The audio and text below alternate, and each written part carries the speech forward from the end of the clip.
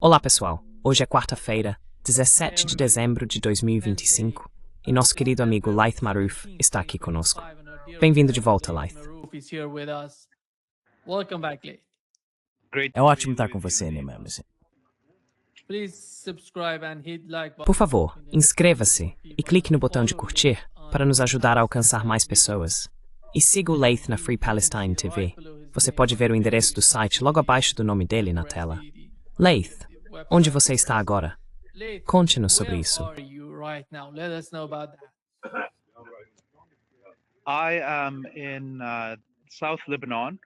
Estou no sul do Líbano, entre Rashaya, que fica aos pés das colinas de Golã, seguindo em direção ao sul. Estivemos filmando o dia todo. Para quem não sabe, Rashaya é uma cidade majoritariamente drusa e cristã, mas é pró-resistência. E foi o local onde a ocupação francesa prendeu a liderança da revolução na Síria e no Líbano, na década de 1940, antes de ambos os países conquistarem sua independência por meio da luta. Estávamos filmando na região para mostrar, é claro, a diversidade do sul do Líbano e para desafiar toda essa propaganda sectária que tenta diminuir a contribuição dos drusos e cristãos da região contra o colonialismo. Essas são coisas que podemos desaprender. Podemos aprender a verdadeira história da região e a incrível diversidade de povos que resistiram à ocupação desde o tempo dos romanos até hoje.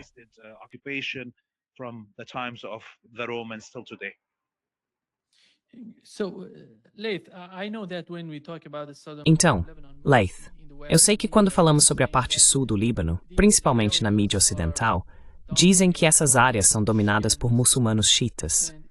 Mas você mencionou que há outras comunidades nessa região sobre as quais ninguém fala. Por que isso acontece?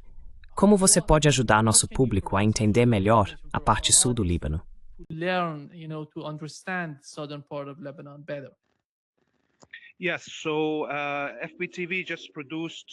Sim, então a FPTV acabou de produzir a primeira parte de duas de um documentário que fizemos. Nos últimos meses, filmamos toda a linha de fronteira, de Nakoura até as fazendas de Sheba. Nele, você conhece cada vila, sua localização, sua geografia, sua população. Você vai perceber que, embora a maioria das vilas no sul, especialmente ao longo da fronteira, sejam xiitas, há também vilas sunitas, vilas cristãs e vilas drusas. E quanto mais perto você chega do Monte Hermon, ou Haramon, o Matterhorn do Deus On, Deus do Céu, Panteão, Caneu, mas dividíveis Steph.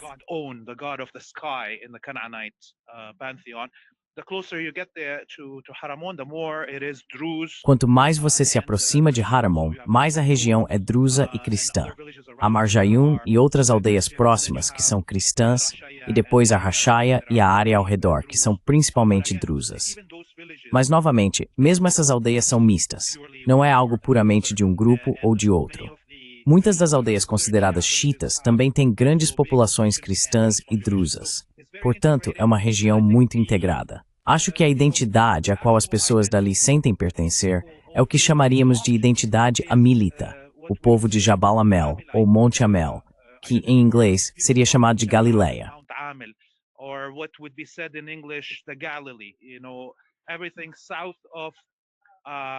Tudo ao sul de Saída, no Líbano, é considerado parte da Galileia. E tudo ao norte de Haifa, na Palestina, também é considerado parte da Galileia. As populações dessas aldeias, no que hoje é o norte da Palestina e o sul do Líbano, historicamente foram integradas e se casaram entre si. É apenas essa fronteira colonial artificial que as separa. Os governantes coloniais querem que as populações daqui, não apenas no Líbano, mas em toda a região, esqueçam suas identidades comunitárias e se concentrem em identidades sectárias e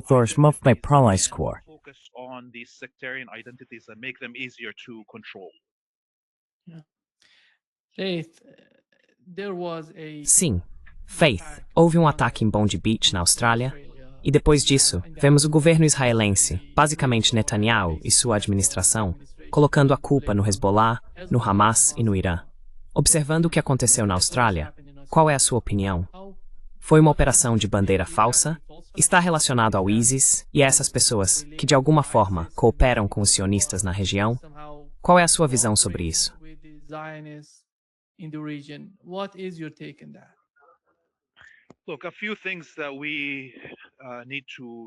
Olha, algumas coisas que precisamos considerar ao tentar analisar o que aconteceu em Bondi Beach, em Sydney.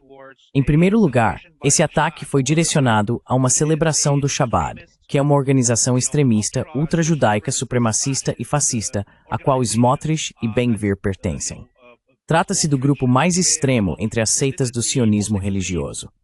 Entre os mortos no ataque estava o líder do Shabbat na Austrália, um rabino que vinha levando cidadãos australianos para as linhas de frente em Gaza e participando com eles de orações para matar palestinos. É possível ver os tweets e publicações desse rabino chamando todos os palestinos, inclusive as crianças de Gaza, de amalequitas. Portanto, não se tratou de um ataque aleatório.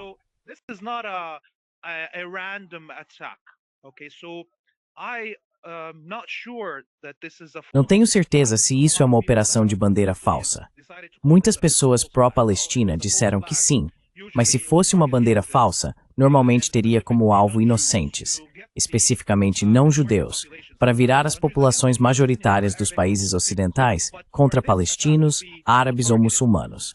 Mas o fato de esse ataque ter sido tão direcionado em um evento de Shabbat na praia e o rabino do Shabbat na Austrália ter sido morto, me faz hesitar. Não consigo considerar isso uma bandeira falsa na minha cabeça. É algo muito específico. E se fosse uma bandeira falsa, seria uma muito cara. Os sionistas teriam que sacrificar um de seus próprios líderes para alcançar o que queriam. Então não tenho certeza se é uma bandeira falsa.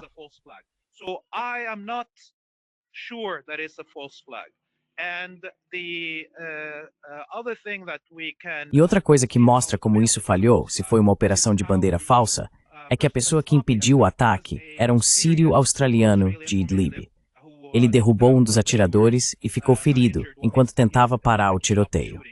Então há muitos níveis que nos mostram que provavelmente não foi uma bandeira falsa.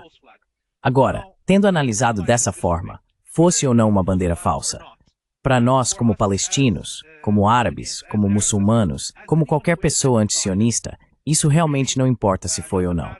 Por quê? Porque neste momento, qualquer ataque contra comunidades judaicas ao redor do mundo que aconteça, eu acho que será esperado. Em primeiro lugar, porque ao longo dos últimos 2 anos de genocídio em Gaza, em nome do povo judeu e em nome do Estado judeu, não vimos uma única pessoa judia arriscar a própria vida para pegarem armas contra os sionistas ou para esconder um palestino dentro da Palestina.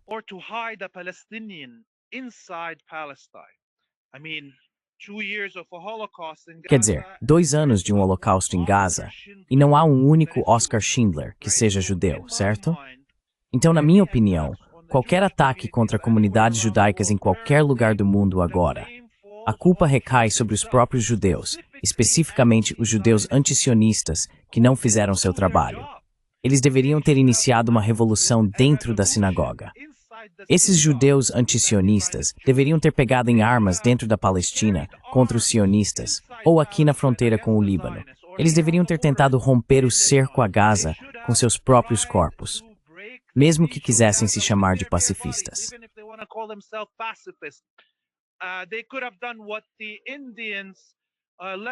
Eles poderiam ter feito o que os indianos, liderados por Gandhi, fizeram: erguer os braços e caminhar em direção ao mar na Marcha do Sal, morrendo aos milhares para deter o projeto colonial britânico na Índia.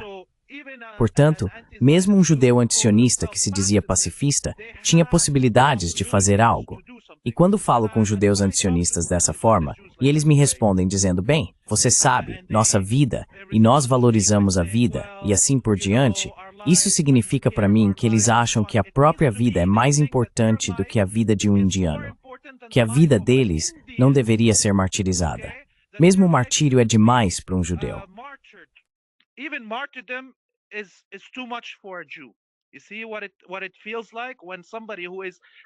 Você entende como é quando alguém que afirma ser pacifista se recusa a fazer até mesmo o que Gandhi fez na Índia?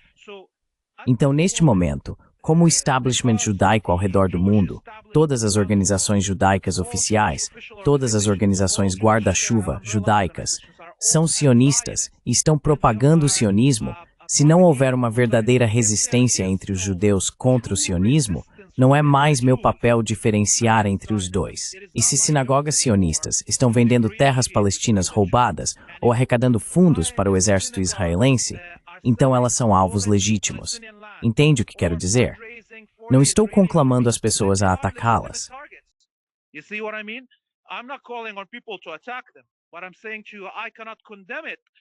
O que estou dizendo é que não posso condenar quando alguém ataca uma sinagoga judaica no Ocidente, quando praticamente todas as sinagogas judaicas no Ocidente estão arrecadando fundos para o genocídio em Gaza, enviando homens e mulheres para lutar na linha de frente, e não há um equivalente judaico antisionista a isso.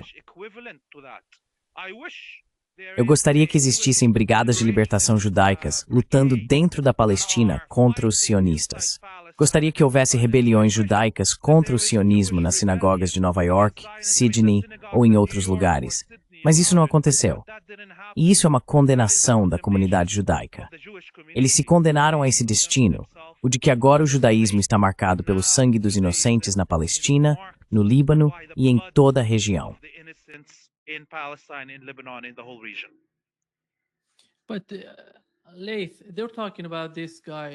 Mas, Laith, eles estão dizendo que esse cara e o pai dele têm alguma relação com o ISIS. Nós sabemos que o ISIS não tem nenhuma ligação com o Hezbollah, o Hamas ou o Irã. Eles são totalmente contra esses grupos. Pelo que eu sei, desde 2017, eles realizaram muitas operações no Irã e mataram muitas pessoas lá. Como você entende isso? Esse cara aparece do nada e faz isso? É meio misterioso para mim. É difícil entender. Porque eu não vejo nenhuma ligação entre essas pessoas que fizeram isso e o Hamas, o Hezbollah, o Irã ou os atos de resistência. Hamas, Hezbollah, Iran, or the acts of resistance.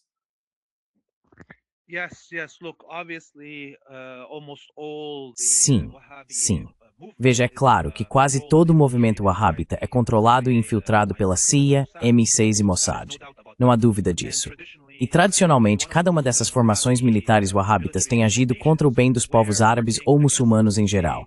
Seus primeiros alvos e suas primeiras vítimas são sempre muçulmanos e árabes.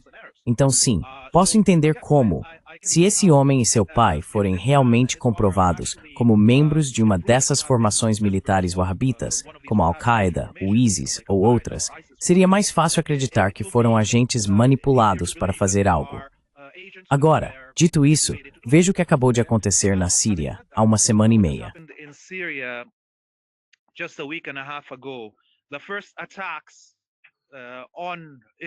Os primeiros ataques foram contra israelenses e depois os primeiros ataques foram contra americanos. Então, em Beijing, nas encostas das colinas de Golã, ao sul de Damasco, um cidadão abriu fogo contra um comboio israelense, ferindo 14 soldados israelenses. Todos comemoraram isso. Mas alguns dias depois, descobriu-se que esse jovem, na verdade, vinha lutando contra o governo sírio, sendo parte da Al-Qaeda na Síria na época. Agora, achamos que esse homem foi instruído pelos israelenses a matar seus próprios soldados? Acho que não. Então o que isso significa? Significa que, veja, pode ser fácil para esses serviços de inteligência controlarem os líderes desses movimentos, como Al-Julani, Al-Baghdadi, Osama Bin Laden ou Al-Zarqawi. Al-Baghdadi, Osama Bin Laden, Al-Zarqawi, those are all true agents. Now the cadre of Todos esses são verdadeiros agentes. Agora, o pessoal na base dessa organização são apenas pessoas que precisam de dinheiro. Sabe, você recruta um bandido na rua, dá dinheiro a ele, ou a um traficante, dá dinheiro, e eles pegam em armas com você. É apenas uma milícia. Então esses indivíduos na base dessa hierarquia, esse esquadrão da morte wahhabita controlado por agências ocidentais, são difíceis de controlar, e às vezes são incontroláveis. Como esse cara em Beijing, no sul da Síria, é a vila dele. Ele vê soldados israelenses humilhando os moradores todos os dias, e as forças do HTS com as quais ele estava ligado não faziam nada.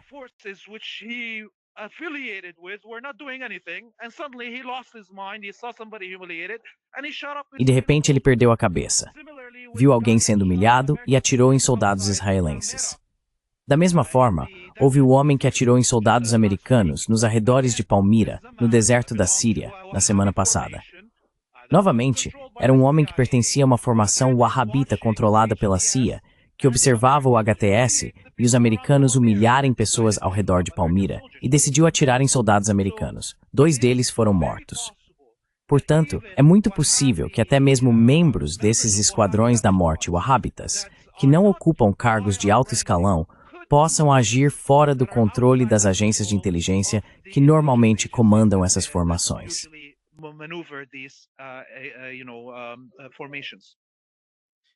I think what has happened in Syria somehow shows that Acho que o que aconteceu na Síria mostra, de certa forma, que uma caixa de Pandora está se abrindo lá e ninguém sabe o que vai acontecer em seguida. A situação é muito complicada, Laith, na Síria. E por outro lado, outro motivo, Laith, é que você vê a maneira como o Irã tem se defendido de Israel. A forma como o Hezbollah está lutando contra Israel, não importa se alguém está participando ou de alguma forma apoiando Israel no que quer que estejam fazendo. Se não estiverem portando nenhum tipo de arma, eles não vão atirar nessas pessoas. Ainda não vimos nenhum ataque israelense ao Irã. Veja, a resposta foi tão direcionada aos prédios militares e de inteligência de Israel. A mesma coisa está acontecendo com o Hezbollah. Israel. Same thing happening with Hezbollah. That's why I don't think that, nobody. É por isso que não acho que alguém vá acreditar nesse argumento de que Hamas, Hezbollah e Irã estão por trás disso. E quanto à Síria, Laith, você acha que com o passar do tempo, a situação está ficando mais complicada? Eu não sei quanta influência a Turquia tem na Síria. E qual é a situação lá, onde uma facção do ISIS está atacando outra parte, atacando os Estados Unidos? Aqueles eram 2 soldados da Guarda Nacional dos Estados Unidos, que foram atacados e mortos na Síria. E quanta influência Israel tem na Síria? Qual é a situação e como você vê a situação na Síria mudando ao longo do tempo?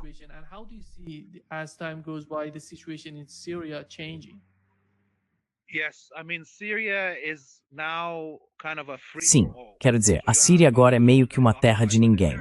Há uma zona ocupada pelos americanos, outra pelos curdos, outra pelos turcos, uma quarta pelos russos, uma quinta pelos israelenses e ainda algumas áreas controladas pelo HTS. Então ela praticamente não existe mais como Estado. A situação é tão instável e há tantos interesses em disputa que, na verdade, é mais fácil agora formar resistência do que antes, quando o governo sírio era centralizado e controlava seu território. O que vimos com esses 2 ataques em Deir ez-Zor e em Palmira é mais um indicativo de como a situação está fora de controle.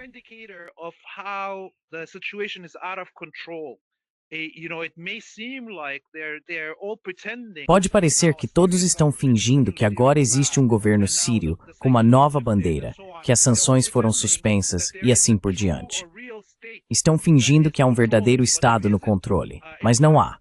Na verdade, aqueles criminosos, bandidos e traficantes que foram incorporados a essas milícias wahhabitas da morte na última década para lutar contra o governo sírio, bem, agora eles são, como se diz, um fardo para o Ocidente. Porque esses mesmos bandidos e criminosos aceitam dinheiro de qualquer um se seus salários diminuíram, o que de fato aconteceu. O pagamento deles caiu depois do fim da guerra. Esses marginais que foram trazidos de todas as partes do mundo.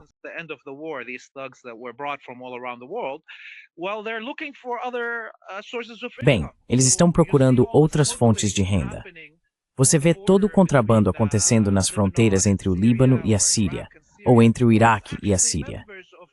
Na verdade, são membros desses esquadrões da morte wahhabitas que estão permitindo esse contrabando. Até mesmo as armas que ainda chegam à resistência no Líbano estão sendo contrabandeadas sob o olhar atento de membros do HTS, porque todos eles são bandidos e aceitam dinheiro. Todos são criminosos e aceitam dinheiro. Então a situação agora está, na verdade, mais instável do que estava no ano passado, em dezembro, quando o governo sírio ainda estava no controle. E agora é muito possível que a qualquer momento as coisas mudem na Síria, e os sionistas e os americanos não conseguem prever para onde isso vai.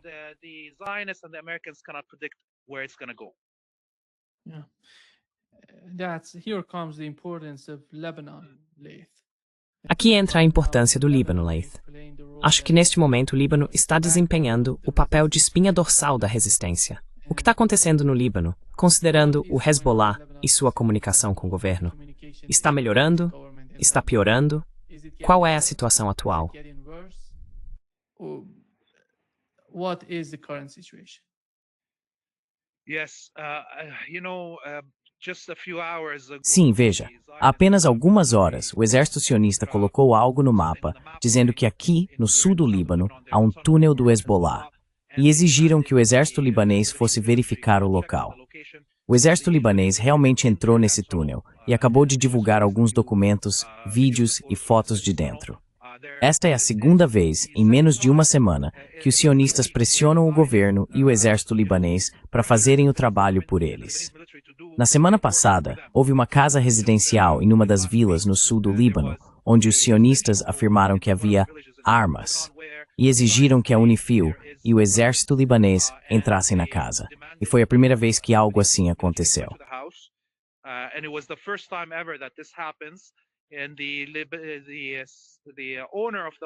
E o dono da casa permitiu que o exército libanês e a UNIFIL entrassem na residência, junto com todos os repórteres e tudo mais.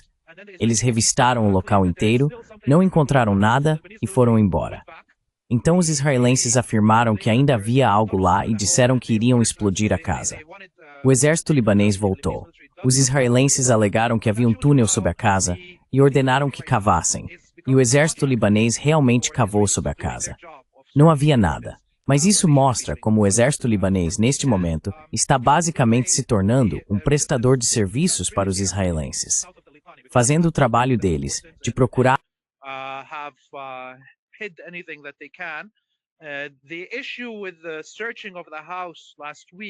O problema com a busca na casa na semana passada é que esta foi a primeira vez que residências estão sendo revistadas pelo exército libanês e pela UNIFIL, o que não faz parte do mandato da ONU. O mandato da ONU não permite que a UNIFIL revide casas residenciais. E quando o exército libanês voltou para uma segunda busca naquela casa, toda a vila se revoltou. E houve um confronto entre a UNIFIL, o exército libanês e os moradores, porque os moradores não estavam satisfeitos com o retorno do exército libanês devido às ameaças do exército israelense. É assim que está a relação neste momento. Muito delicada. Mas isso é o máximo que o governo e o exército libanês podem fazer para servir a Israel. Eles não podem ir além disso.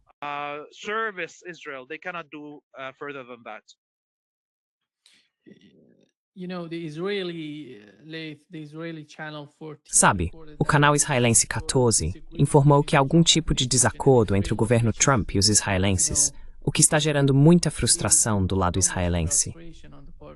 Parece que os principais assessores de Trump estão dizendo aos israelenses que eles não podem desarmar o Hamas, que simplesmente precisam aceitar isso. E sabemos que Israel será o vencedor, que vai prevalecer no fim das contas. Mas há algo acontecendo, uma diferença entre os Estados Unidos e Israel, como o canal israelense está relatando.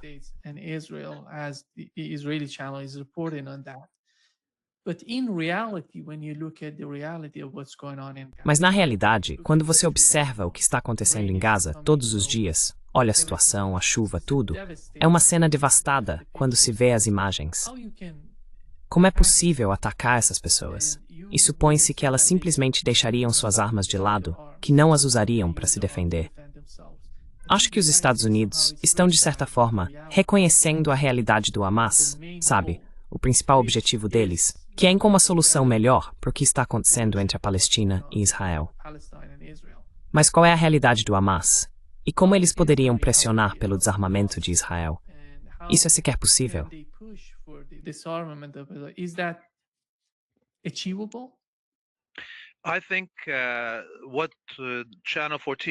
Acho que o que o Canal 14 está noticiando é apenas uma tentativa de justificar as falhas dos sionistas em derrotar ou desarmar o Hamas.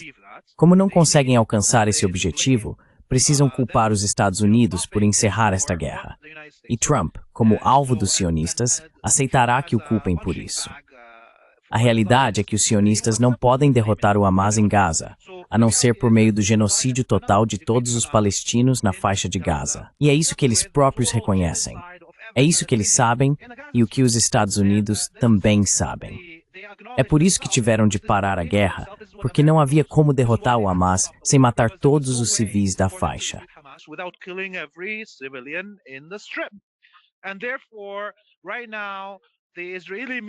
E, portanto, neste momento, a mídia israelense está preparando o público israelense para o fato de que não será possível desarmar o Hamas, e por isso colocam a culpa no imperador. Foi o imperador Trump quem nos mandou parar, e não podemos desarmá-los nem matá-los todos. Mas, na realidade, eles simplesmente não conseguem fazer isso. Então essa é uma forma de propaganda para que o público israelense aceite a derrota de Netanyahu em Gaza contra o Hamas. Que ele não conseguiu derrotá-los, que não conseguiu desarmá-los. A situação, é claro, em Gaza é horrível. Veja, estou congelando agora aqui no sul do Líbano e neste momento não está chovendo. Mas ontem, até mesmo em Beirute, tivemos granizo caindo e a temperatura estava em torno de 0 grau. Então dá para imaginar as centenas de milhares de palestinos vivendo em tendas, sendo inundados, com suas tendas sendo levadas pelo vento.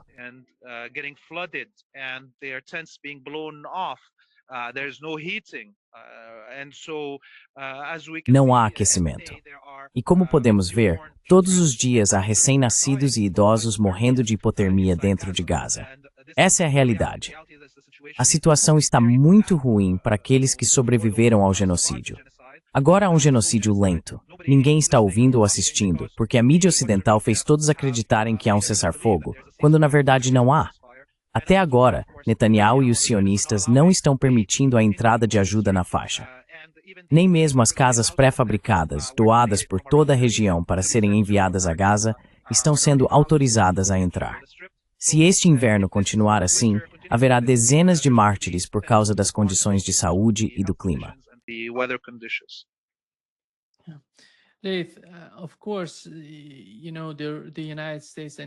Claro, você sabe, os Estados Unidos e Israel estão falando sobre a segunda e a terceira fase do chamado fim pacífico. A segunda, como Netanyahu colocou, é o desarmamento, e a terceira será a desradicalização de Gaza. Você acha que estamos voltando à estaca zero? Qual é a situação? Qual é o futuro desse chamado acordo de paz entre Israel e Palestina?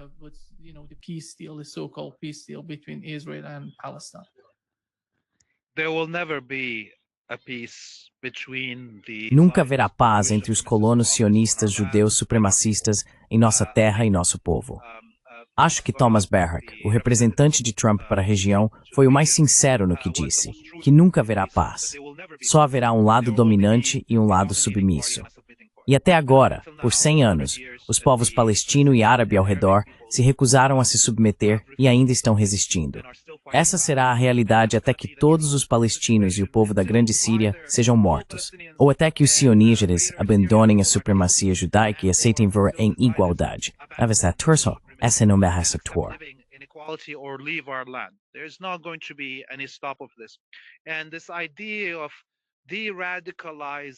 E essa ideia de desradicalizar os palestinos, o que isso sequer significa?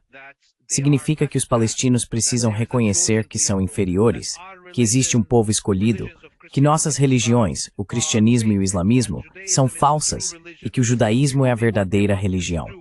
É realmente isso que querem que você faça como palestino, como árabe, como muçulmano.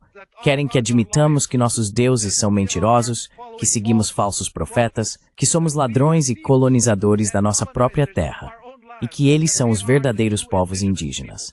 É isso que Netanyahu quer dizer quando fala em desradicalização, o que é impossível. Veja, já se passaram 600 anos desde que começou a invasão das Américas e o genocídio em massa dos povos indígenas na Ilha da Tartaruga.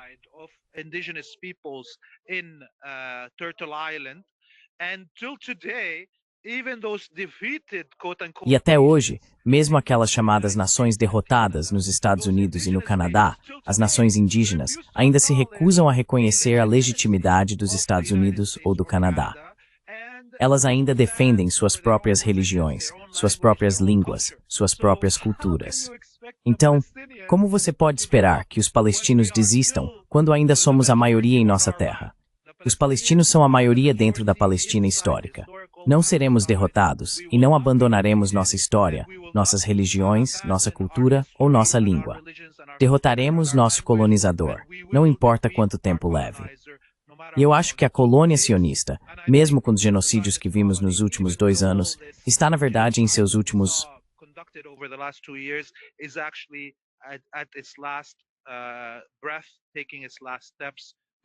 De tirar o fôlego, seus últimos passos.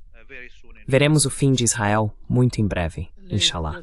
Laith, só para encerrar esta sessão, sei que você está ao ar livre e que está muito frio aí no sul do Líbano.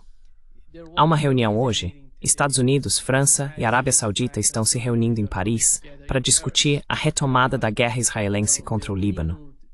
E se Israel seguir nessa direção, como você vê a resposta do Hezbollah?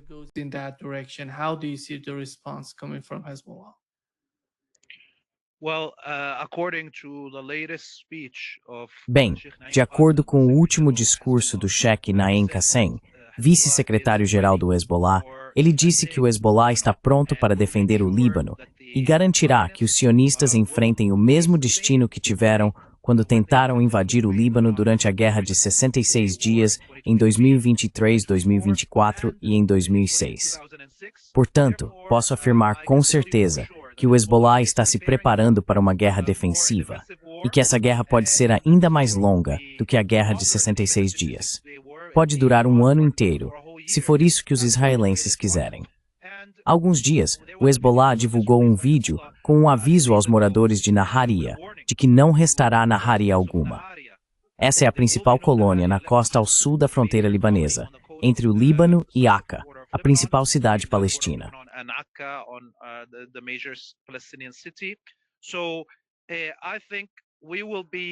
Então, acho que veremos uma defesa muito robusta e veremos algumas das armas que o Hezbollah ainda não usou.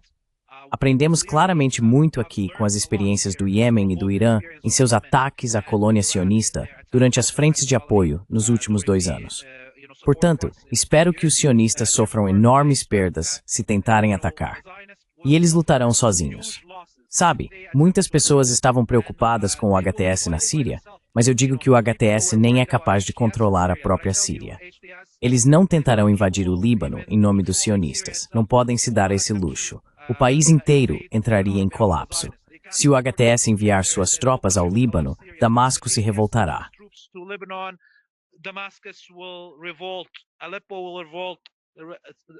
Alepo vai se revoltar. Os territórios que o HTS controla na Síria vão se libertar, então não é algo que eles possam impedir. Os sionistas terão que lutar contra o Hezbollah sozinhos. Os Estados Unidos também estão ocupados na Venezuela, como vimos hoje com o imperador Trump dizendo que quer todo o petróleo da Venezuela e que prepararam a maior armada da história das Américas. Isso mostra que os sionistas não estão realmente prontos para uma guerra e podem entrar nela apenas porque são fascistas supremacistas que não conseguem controlar seus próprios impulsos. Um dos principais problemas dos sionistas é que eles não têm disciplina suficiente para controlar seus próprios impulsos, como estuprar pessoas diante das câmeras ou matar crianças diante das câmeras.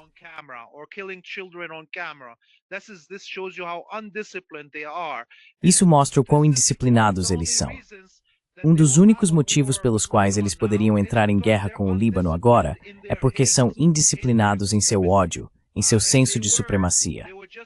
Se não fossem, simplesmente ficariam calados e esperariam que os Estados Unidos estivessem prontos para ajudá-los em outra guerra genocida, como fizeram em Gaza. Mas talvez vejamos os sionistas atacarem o Líbano, embora eu ache que, considerando que os Estados Unidos estão ocupados com a Venezuela, não há muita chance de isso acontecer. Ainda assim, se acontecer, o Hezbollah e o povo libanês estão prontos. E muito provavelmente veremos frentes de apoio se abrindo a partir do Iraque, do Iêmen e talvez até do Irã, se os sionistas atacarem o Líbano.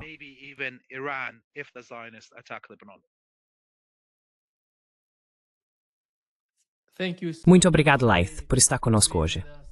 Um grande prazer, como sempre.